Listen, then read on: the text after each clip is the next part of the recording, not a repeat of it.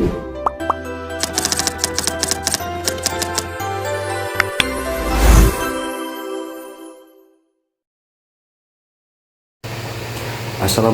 warahmatullahi wabarakatuh. Shalom, Om Swastiastu, Namo Buddhaya, salam kebajikan dan salam sejahtera untuk kita semua. Halo semuanya, perkenalkan nama saya Nabil Chandra Arya dengan NIM 1111240288 dari kelas 3A Fakultas Hukum Universitas Sultan Ageng Tirtayasa. Di sini saya akan menjelaskan materi mata kuliah hukum internasional yang sudah saya rangkum dalam pertemuan kedua. Jadi, hukum internasional ini dikenal dengan berbagai istilah seperti international law, proyek internasional, dan Volksrecht. Menurut Profesor Sefriani, hukum internasional ini diistilahkan sebagai hukum public international law, law of nation, interstate law, hukum transnasional, dan hukum perdata internasional.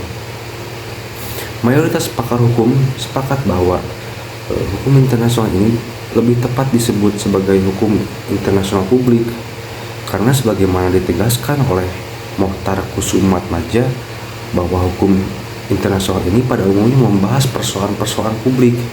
Misalnya, yang pertama hukum laut, law of the sea atau law of the sea yang tercermin dalam perjanjian UNCLOS. Ini mengatur tentang tata kelola kemaritiman, batas jurisdiksi, hak dan kewajiban negara di laut. Yang kedua ada hukum hak asasi manusia internasional. Ini mengatur tentang kepentingan publik masyarakat internasional seperti perlindungan terhadap masyarakat sipil, anak-anak, perempuan, pekerja migran, dan kelompok-kelompok rentan lainnya. Kemudian ada hukum luar angkasa. Ini mengatur tentang penggunaan dan eksplorasi ruang angkasa dengan tujuan untuk damai. Selanjutnya ada hukum humaniter internasional atau sering yang biasa disebut hukum perang. Hukum ini mempelajari tentang instrumen hukum perang dengan tujuan untuk melindungi korban perang dan mengatur tata cara peperangan agar meminimalisir korban perang itu terjadi. Kemudian ada hukum diplomasi internasional. Ini mengatur tentang hubungan diplomatik antar negara dan hukum organisasi internasional. Ini mengatur tentang kedudukan, wewenang, dan peran organisasi internasional dalam sistem hukum internasional.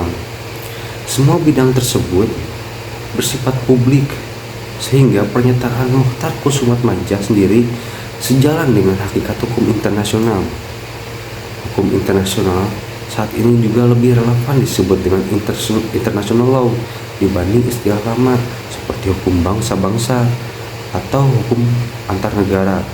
Hal ini karena hukum internasional saat ini tidak hanya mengatur hubungan antar bangsa dan negara saja, tetapi juga mencakup subjek hukum internasional lain seperti organisasi internasional, individu, dan entitas non-negara lainnya.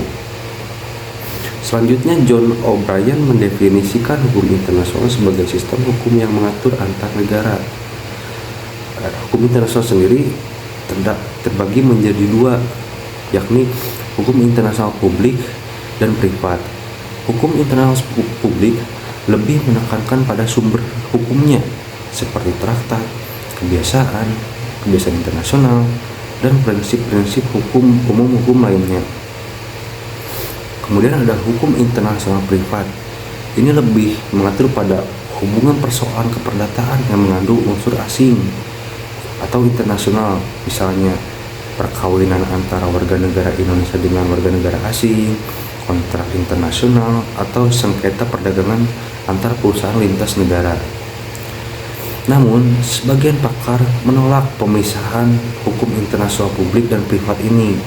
Mereka beranggapan bahwa sulit memberikan batasan tegas sebab hubungan internasional seringkali mengandung unsur publik sekaligus privat. Contohnya, suatu negara menyewa pesawat dari perusahaan asing. Dari sisi kontrak, ini bersifat keperdataan yang masuk pada bidang privat, tetapi karena digunakan untuk kepentingan negara, sifatnya juga publik. Nah ini, kemudian hukum internasional terdapat dua sifat, yakni sifat hukum terdapat sifat-sifat hukum internasional, yakni sifat koordinatif yang terdapat dalam hukum internasional. Artinya tidak ada hierarki tinggi rendahnya antar negara. Hubungan antar negara diatur berdasarkan asas kesetaraan. Jadi tidak ada pemerintah dunia yang bisa memaksa pemberlakuan hukum internasional sendiri. Bahkan PBB pun tidak dapat serta-merta memaksakan kehendaknya terhadap negara yang sudah berdaulat. Kemudian ada sifat subordinatif. Ini terdapat dalam hukum nasional, artinya ada hubungan atasan dan bawahan antara pemerintah dan warga negara. Contohnya, warga negara wajib tunduk pada peraturan yang dibuat negara, dan seperti warga negara wajib membayar pajak. Seperti itu. Sekian materi yang dapat saya jelaskan. Mohon maaf apabila ada kesalahan. Terima kasih sudah menyimak video ini. Wassalamualaikum warahmatullahi wabarakatuh.